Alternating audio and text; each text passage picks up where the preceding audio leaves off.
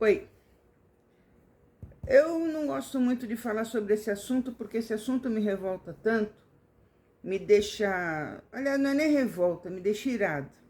אחי מגיל 2.5, ההורים שלי היו לוקחים אותי לטקסים פדופילים, שבהם כמו אילפו אותי, תכנתו אותי באמצעות סמים, באמצעות היפנוזה, באמצעות פגיעות מיניות, ובעצם הם יצרו אצלי כל מיני חלקים, כל מיני זהויות. החל מגיל 13 אבא שלי התחיל לסרסר בי בתל אביב, עשה עליי כסף מה שנקרא.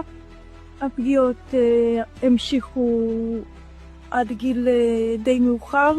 בעצם מה שקרה עכשיו זה שאפילו שכבר פרסמתי את זה ואפילו שכבר סיפרתי, אבא שלי ממשיך לפגוע בי. הוא הגיע לדירה שלי, אני שכרתי דירה באופן עצמאי, גרתי לבד.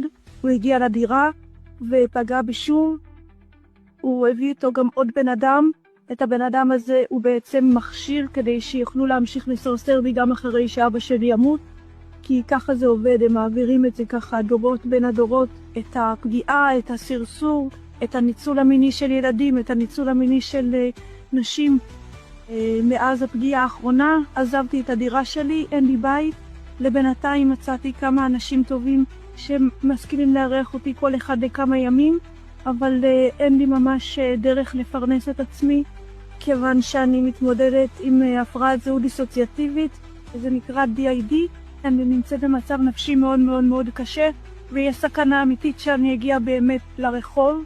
אני חושבת שמאוד מאוד חשוב לעזור לי, כן, שתהיה לי תמיכה נפשית, שיהיה לי ביטחון כלכלי, שיהיה לי שקט נפשי, שיהיו לי אנשים שיעזרו לי, שיהיה לי ביטחון פיזי, שיפסיקו לפגוע בי.